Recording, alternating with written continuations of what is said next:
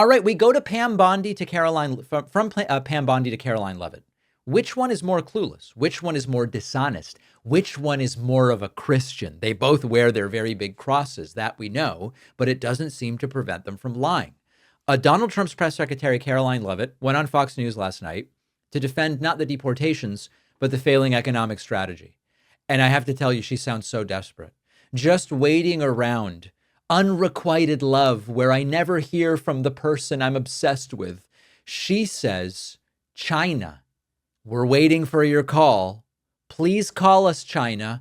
But China's moved on, and China is making trade deals with other countries.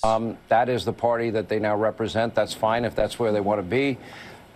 Do we have an update? I know that there was discussions today regarding trade and tariffs with Japan.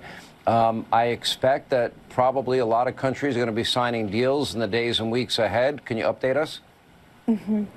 I don't have an update for you. I actually just left a dinner with the president and Patty Morin and some great faith leaders in celebration of Holy Week. So I haven't checked in with our Secretary of Treasury or Jamieson Greer, our United States Trade Ambassador, yet. However, I did run into the Secretary of Treasury, and he told me the meetings were productive and they were moving along, and they were here for quite some time. And the president met directly with one of the trade representatives from Japan because the president wants to be involved in these negotiations and these talks. And I think it speaks volumes about the number of countries we have seen come to the table, reaching out to this administration to cut deals. It's because the entire world knows they need to do business with the United States of America. And China knows that too, Sean. And as President Trump directed me to say yesterday, it remains true tonight.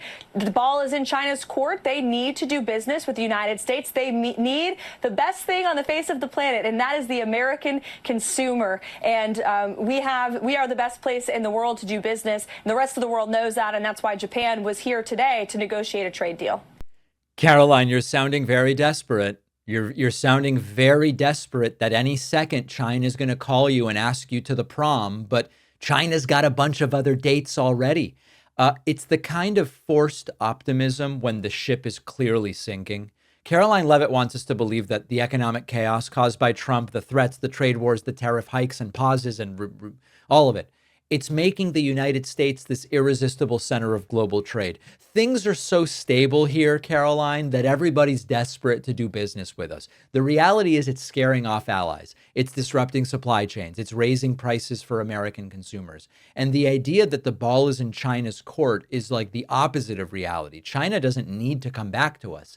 They're doing business with Europe. They're doing business with South America. They're building alternatives to U.S. trade routes. We just heard about South Korean discussions that are taking place and others. Trump's waging economic war on the people of this country. And meanwhile, China's moving on. And Karoline Leavitt is just begging, please call me back. I really like you. It's hoping that the tough sounding rhetoric is going to cover up the fact that Trump's trade policies have completely backfired. They backfired in his first term, crushed farmers, higher inflation, forced billions in bailout payments to taxpayers.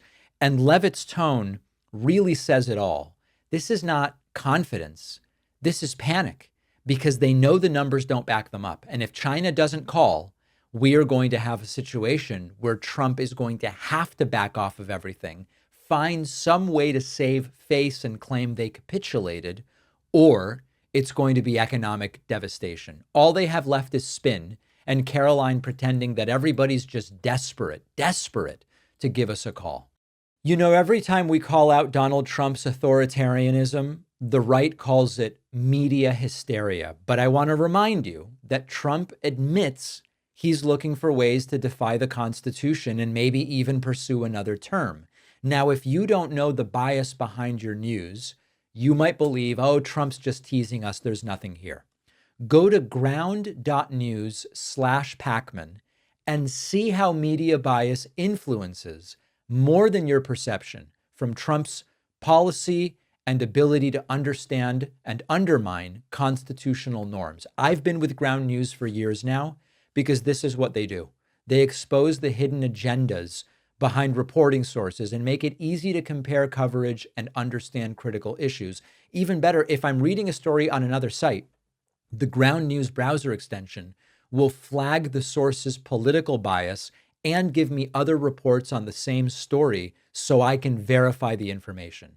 My viewers get 40% off the same unlimited Vantage plan that I use, so you get their top tier plan for just $5 a month. Go to ground.news/Pacman. The link is in the description, or scan the QR code.